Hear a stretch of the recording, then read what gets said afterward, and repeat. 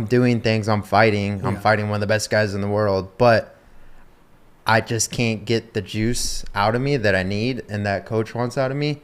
And there's nothing he could say in that moment. So then in that situation, yes, maybe technical advice. But then again, it's like we've drilled these techniques thousands of times and I'm trying it. Yeah, but I mean, I guess it's a better question for you. For like Dan, is he more of a receptive to like a technical aspect? Like for instance, like punch when he punches. Yeah. Right? Like that kind of aspect? Or is it more because he doesn't seem like a guy you need to motivate personally. Honestly, he's gotten every angle from me over the years, to be honest, because we've had so many different scenarios. But I usually give him just a small piece of technical advice. Sometimes maybe going in around 3 if we need it. I'll give him motivational advice.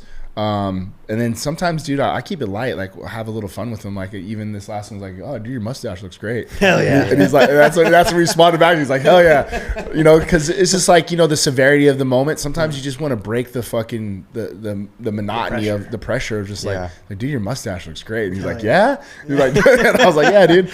Bring it back to life. Yeah, right? Exactly. So, you know, like Chris Curtis will get so tense and tight, and we're in London, and I remember I was like, dude, I wonder if Harry Styles is here. And Chris Curtis is like, yeah. So I was like looking around, you know, like it was funny for him, you know. So just sometimes you break it up and give them what they need in the moment when you know your guy.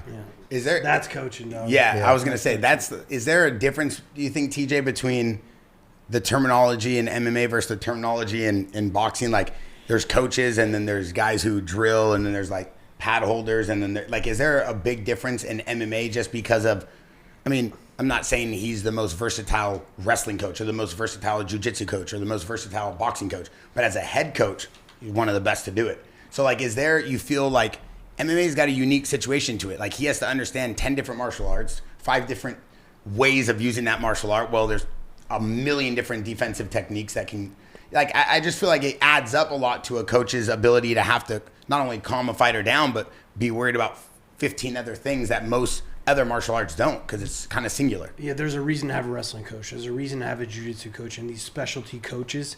But then the head coach has got to know them all, and he's got to know the best way to communicate it to his fighter, what he's seeing on the outside. Because it's harder sometimes when you're in there doing it, and like you said, you're just going through the motions to see what your coach sees or see what people see on TV.